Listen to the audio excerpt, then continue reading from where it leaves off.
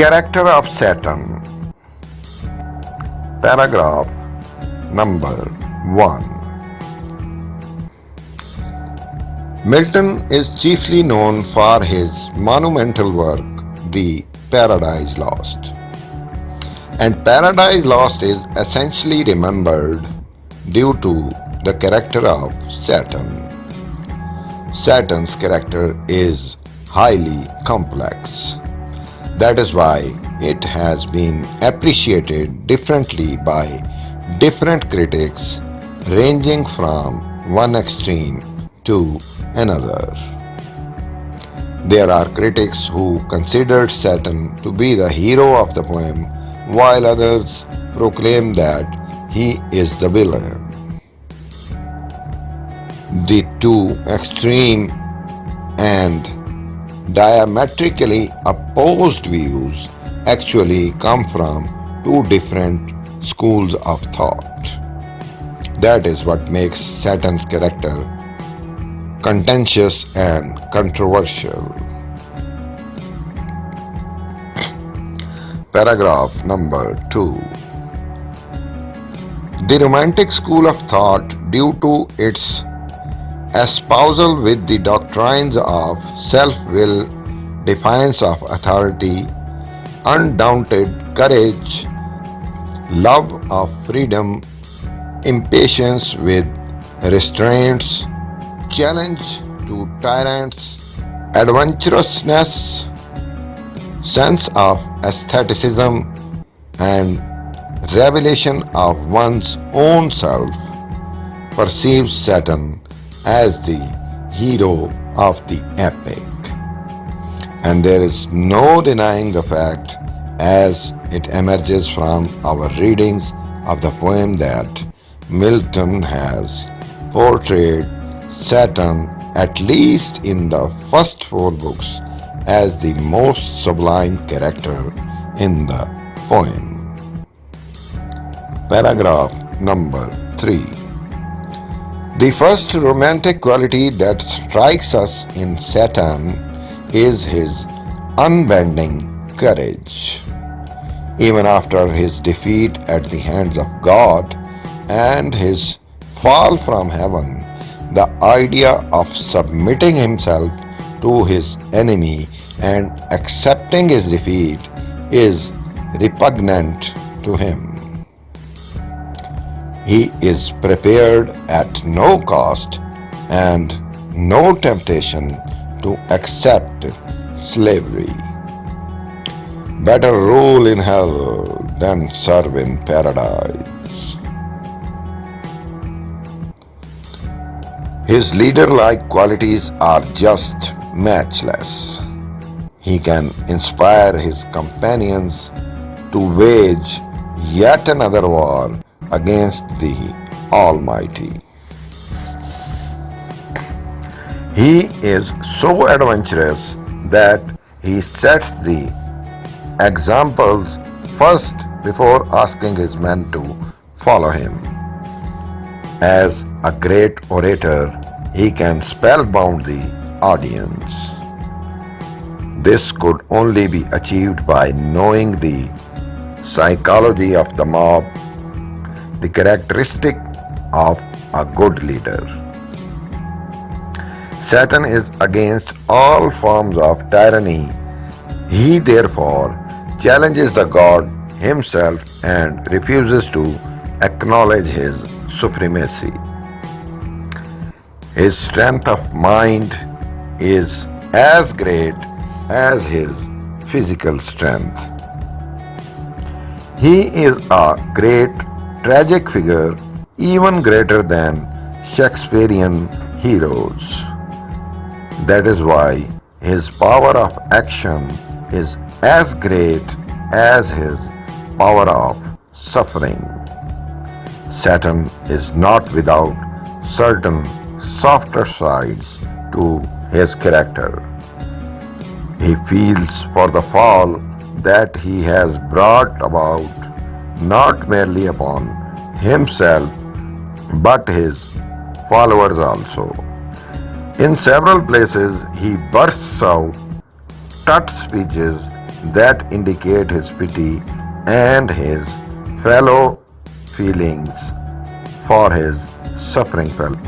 Saturn is grand and noble enough to appreciate the beauty, the nobility, the simplicity, and the innocence of Adam and Eve. These impressions that a reader takes may consider Saturn as the hero of the great epic. Paragraph number 4.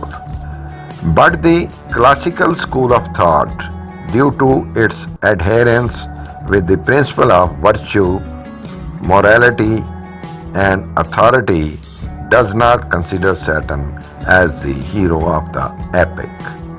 According to this view, Saturn is the villain because of his challenge to God Almighty, tempting of Adam and Eve, creating of pitfalls for man in this world, and resolving to transform every virtue to vice.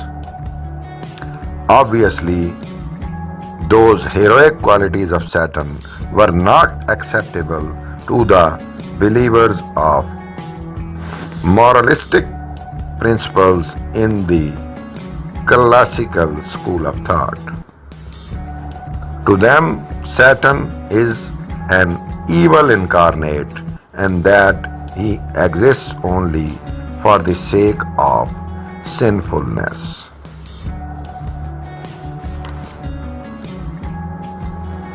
Thus, the critics and poets of the Romantic school greatly admired Milton's portrayal of Saturn, while those of classical school took him as a villain of the poem.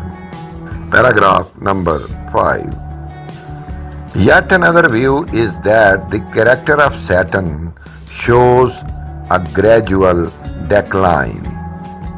According to Lewis, the transformation of Saturn as the poem moves on is quite significant.